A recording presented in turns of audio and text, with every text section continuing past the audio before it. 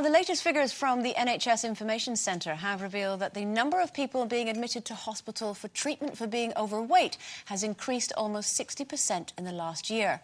Meanwhile, the number of weight loss operations, including stomach stapling and gastric bands, has almost doubled. Tam Fry of the National Obesity Forum says these statistics not only show how severe the UK's adult obesity problem is, but also the cost of surgery, how it could ultimately cripple the NHS. Now, is it right that these operations should take place on the NHS anyway? Do you think it's the taxpayers' place to foot the bill? Well, I think the thing is, for me, if somebody has tried everything, you know, they've tried to stick to diets, blah, blah, blah, and they're now, you know, we're talking morbidly obese, so maybe 20, 30, sometimes 40 stone. I definitely think there should be some form, and maybe there is, I don't know, but definitely some form of counselling for these people, because by that stage, if you can get yourself to 40 stone, 30 or 40 stone, I think it's more a mental health issue than just about overeating. And I kind of do think they should be allowed to get it on the NHS at that stage, because the thing is, if they're not allowed, they're going to end up taking up a lot of money from the NHS anyway for things like heart problems, joint problems, other organ failures because of their overweight. So either way, it's going to cost the NHS, and I think possibly it might cost them more to treat all the problems that arise from being obese. But what about the argument that it's self-inflicted? So why should... Well, you could say that, for me, you could say that about anything. Then we shouldn't treat smokers, drinkers, drug addicts. We shouldn't treat anyone, because all of that is self-inflicted. We all have the power to stop. Do you think we should pay, Carol? Well, tricky, isn't it? I don't think that overweight or obese people should be denied any form of treatment for illness. But I disagree that obesity is an illness. I don't think it is an illness. I think in some cases, I wouldn't say a lot, in some cases I think it is down to mental illness. But the way it's been medicalised is almost like saying to people, it's not your fault. And actually, it is your fault.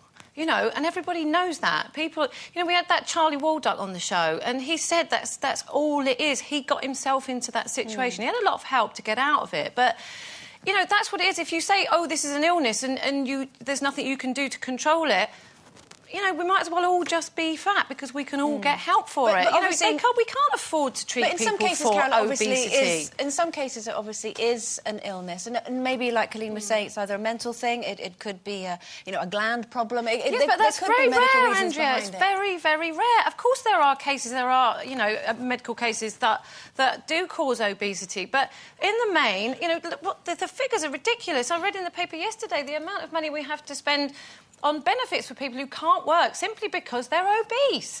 You know, I think it's a ridiculous situation. Why is everyone so obese? And going, oh, I just like eating, I'm not going to stop. There must be a problem. They can't like the fact that they're like that. I think there is definitely... Because it leads to all sorts of things. I had a friend who was a size 18, actually, when she went to the doctor, and she said, I need some help. Can you sort me? And all he did was actually quite look down his nose at her, actually, and throw her a diet sheet. And she walked out of there so deflated, because she knew she was in a cycle that was bringing her down, it was making her depressed, but she couldn't break the cycle. I mean, anybody knows who's carried weight, it is so difficult to shift it. And I know it's easy for all those people who've done and lost it, like yourself, Coleen. It is extremely difficult, once it's on there, to try and lose it. So I think we do need help before it gets to that. I say we should definitely give help before. People need help in education. You know, they need to be able to make the link between eating too much and using up that energy so that it doesn't make you fat. You know, it just isn't difficult. It isn't simple. And I know everyone's sitting there going, oh, it's all right for you because you're thin. I'm not thin. I'm just not overweight. And why am I not overweight? Because I don't eat too much, because I know it'll make me fat, and I don't want to be fat, so I don't eat too much. You know, it's almost too simple for some people. Carol, you mentioned there, you know, making the link. Obviously, what about if you come from an environment where you're fed unhealthy food from such an early age, so you don't necessarily make that connection? Because it's been reported this week that teenage girls are eating a worse diet than ever.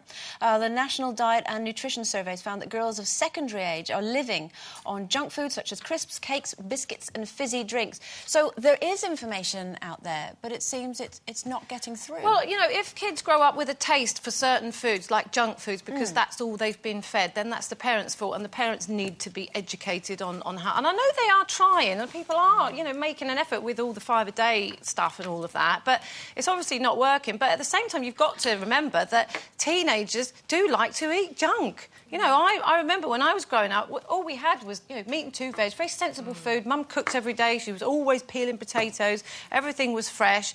And then as soon as I started earning money, what did I want to do? Eat cakes. And I did. I used to eat like 4 or 5 fresh cream cakes a day because I couldn't believe how delicious they were. And I did. I carried on eating them until I started getting fat and I didn't like it, so I stopped. I think the difference as well when we were kids, though, was that we didn't have all those fast food chains. I mean, our big treat every Friday was Mum and Dad would go out and treat us to fish and chips.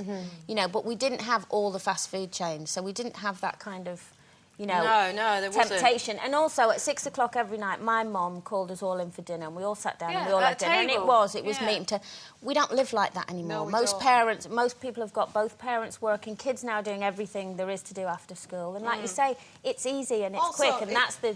Just to generalise, we're generalising again, there are a lot of people who are just built differently. I know a family, and they all eat the same, but one child is much bigger than the other two. Yeah, but nobody's born obese, Jane. I know, but it is a make-up. It's a make-up. Some people have got different metabolisms. My sister's got different metabolism to me. Yeah. She can eat what she wants and she's never put on a pound. But lucky her. Well, lucky her, but unfair. Yeah, I know it's unfair. I know it's unfair, but if you haven't got her metabolism, then obviously you've got to tailor what you eat towards that. I'm not going to sit there and enjoy her watching big fat cream cakes while I have to sit there eating a carrot. And also, also as well, you touched on the fact that, you left home and had cream cakes because it was a treat. I think that's the thing. If something is a treat, it's all well and good. It's when it becomes part of your staple diet. That's when it's a problem. OK, we have to leave it there. Break time now.